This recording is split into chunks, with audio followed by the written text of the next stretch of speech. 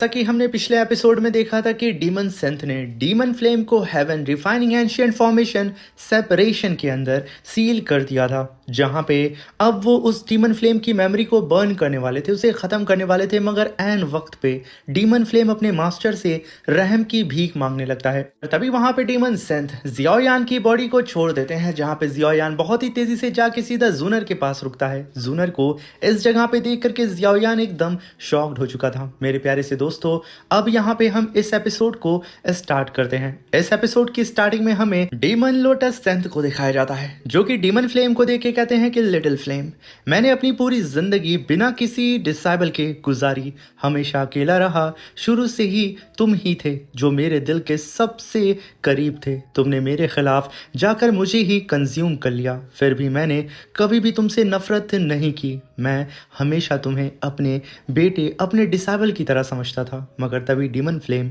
अपनी गर्दन को उठाते हुए कहता है कि लेकिन मैं तुमसे, ये कहने के साथ डीमन फ्लेम अपने हाथ को सीधा ही डीमन सेंथ के चेस्ट पे रखते हुए उनके ऊपर अटैक करके कहता है कि मैं बुड्ढे तुमसे नफरत करता हूँ, तू मर जा बुड्ढे, तू फिर से मेरे जाल में फंस गया। तभी वहां पे डीमन सेंथ कहते हैं कि लिटिल फ्लेम, बिल्कुल उसी दिन की तरह तुमने आज भी वही हरकत की। आज मैं तुम्हें अपने साथ लेकर के जाने वाला हूँ। चलो हम दोनों साथ मिलकर इस दुनिया से हमेशा के लिए मिट जाते हैं। ये कहने के साथ डीमन सेंथ अपने हाथ को डीमन फ्लेम के ऊपर रखते हैं और उसे सहलाते हुए कहते हैं कि घबराना मत मेरे बच्चे, मैं तुझे अपने साथ लेके जा रहा हूँ। तभी हम देखते हैं कि धीरे धीरे मास्टर और डिसाइपल दोनों की ही बॉडी वहां पे डिसअपियर हो जाती है। और तभी इस मिस्टीरियस से हिडन प्लेस के अंदर एक काफी बड़ा धमाका होता है। और ये धमाका इतना खतरनाक था कि जियाओयान तुरंत जूनर का हाथ पकड़ के उसे बहुत ही तेजी से दूर लेके जाने लगता है और उसे प्रोटेक्ट करता है। तभी जियाओयान और जूनर मुड़ते हैं, जहाँ पे वो दोनों ही आसमान में ग्रीट करके कहते हैं कि सीनियर डीमन लोटस सेंथ, आप शांति से आराम करें। ये कहने के साथ वो लोग उन्हें आखिरी विदाई दे रहे थे। तभी वहाँ पे जूनर आसमान में कुछ हलचल को देखती है और वो चिल्लाते हुए कहती है कि जियाओयान ज़रा आसमान में तो देखो, वो क्या चीज़ है।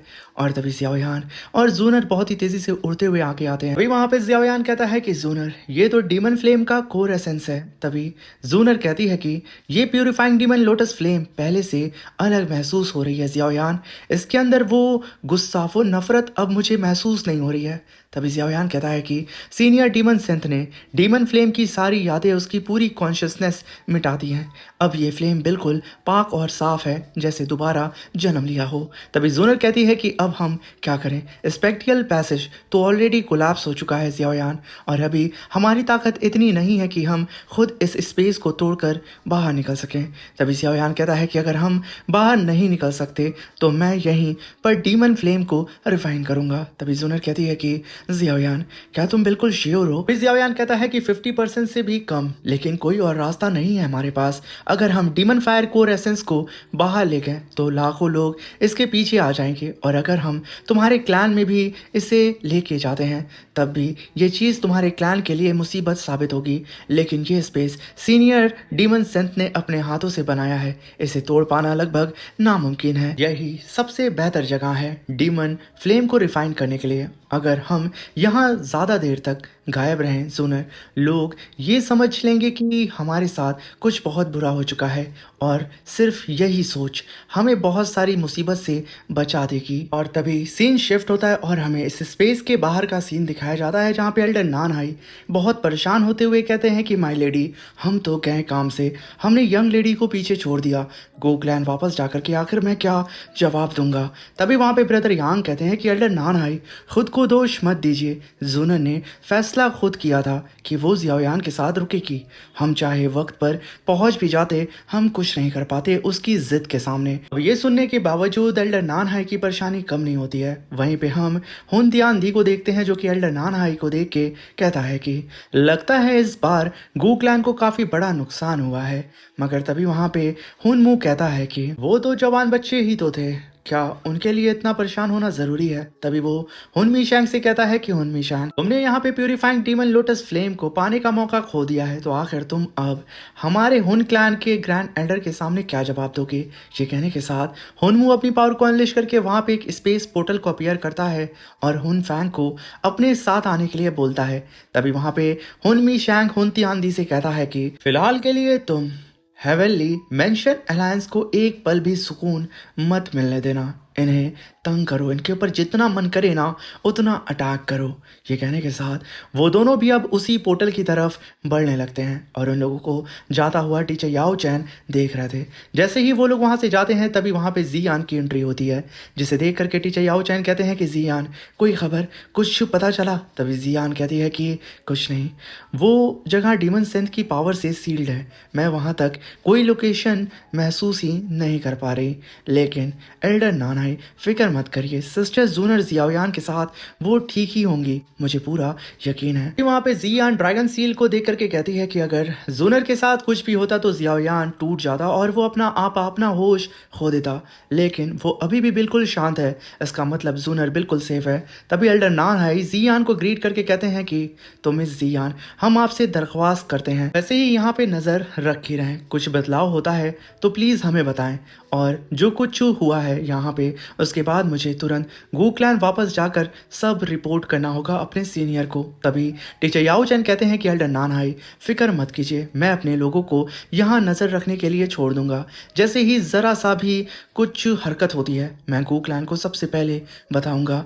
ये सुनकर के एल्डर नानहाई वहाँ से चले जाते हैं। तभी जियाओयान और जूनर को हम देखते हैं, जहाँ पे जूनर कहती है कि जियाओयान क्या तुम रेडी हो? तभी जियाओयान कहता है कि ये फ्लेम एंड आइस फॉर्मेशन है जिसे मैंने अभी बना दिया है डीमन फ्लेम कोर के चारों ही तरफ, ये डीमन फ्लेम को सप्रेस करने में मदद करेगी मेरी, मैं अब रिफाइनमेंट शुरू कर रहा हूँ। ये कहने के साथ जियाओयान जूनर की तरफ देखते हुए आगे बढ़ने वाला होता है। तभी जूनर कहती है कि प्लीज जियाओयान अपना ख्याल रखना। तभी वहां पे जियाओयान आगे बढ़ता है और हैंड साइन बनाते हुए फ्लेम एंड आइस फॉर्मेशन को स्टेबल करता है और अपनी स्पेस रिंग के अंदर से येलो स्प्रिंग गोल्ड क्रिस्टल को बाहर निकालता है और उसे सीधा ही उस डीमन फ्लेम की तरफ भेज देता है। और तभी उस छोटी सी बोतल के अंदर से एक बूंद येलो स्प्रिंग गोल्ड क्रिस्टल बाहर निकलता है, जो कि सीधा ही डीमन फ्लेम के ऊपर गिर के उसे ठंडा करने लगता है। तभी वहां पे जियाओयान अपने पास से अपना ब्लड एसेंस बाहर निकालता है और उसे डीमन फ्लेम के ऊपर छोड़ देता है। जियाओयान अपने प्रिंट को लगा रहा था, तभी जियाओयान सीधा ही डीमन फ्लेम के ऊपर बैठ करके अपने सामने मौजूद डीमन फ्लेम के कोर को देखता है, तुरंत उसे पकड़ लेता है। इतना ही करते ही जियाओयान के सारे ही कपड़े जल जाते हैं, उसकी बॉडी पे क्रैक्स पड़ने लगते हैं, उसकी हालत खराब होने लगती है। तभी जियाओयान कहता है कि इस पल के लिए मैंने इतने सालों तक मेहनत की है, ऐसे छोटी सी तकलीफ मुझे रोक नहीं सकती। तभी जियाओयान वहां पे उस फ्लेम को पकड़ के तुरंत अपने मुंह के करीब लाने लगता है। ये देख करके जूनर एकदम घबरा रही होती है और तभी जियाओयान उस फ्लेम के कोर को सीधा ही निकल जाता है और वो फ्लेम का कोर जैसे ही जियाओयान की बॉडी के अंदर जाता है, उसकी बॉडी के अंदर अब हर एक जगह क्रैक्स पड़ने लगते हैं। और तभी वहां पे जियाओयान चूज हुई रिफाइनमेंट आर्ट टेक्निक को कास्ट करके इस फ्लेम कोर को स्टेबल करने की कोशिश करता है। ये देख करके जूनर को तो अब लग रहा था कि जियाओयान अपने काम में कामयाब हो रहा है, मगर जब उसकी नजर जियाओयान की बॉडी के ऊपर पड़ती है उसके होश उड़ जाते हैं, क्योंकि यहाँ पे तो जियाओयान की हालत खराब हो रही थी। इस चीज को देख करके जूनर कहती है कि अगर ऐसे ही चलता रहा तो जियाओयान नहीं बच पाएगा, वो इस प्रोसेस को नहीं कर पाएगा। और वहीं पे जियाओयान की आंखें अब धीरे धीरे करके बंद हो ही रही थी, तभी जूनर उसके हाथ को थामती है और अपने डिवाइन एसेंस को सीधा ही जियाओयान की बॉडी के अंदर ट्रांसफर करने लगती है, जिसकी वजह से जियाओयान होश में आ जाता है। वो अपने सामने जूनर को देख करके एकदम हैरान होते हुए कहता है कि जूनर तुम आखिर यहाँ क्या कर रही हो? तभी वहां पे जूनर कहती है कि जियाओयान इस बार मुझे तुम्हारी मदद करने दो, हम इसे साथ मिलकर रिफाइन करेंगे। ये कहने के साथ वो दोनों ही अपने पास्ट के सारे ही हसीन पल को याद करते हुए उस डीमन कोर को रिफाइन कर रहे होते हैं। वो लोग यहाँ पे हर एक उस पल को याद कर रहे थे जो पल उन लोगों ने साथ में बिताया था। तभी हम देखते हैं कि फाइनली इन लोगों की मेहनत रंग ला रही थी, वो डीमन लोटस अब धीरे धीरे करके वहाँ पे बंद होने लगता है। इसी के साथ ये एपिसोड भी खत्म होता है। Thank you for watching.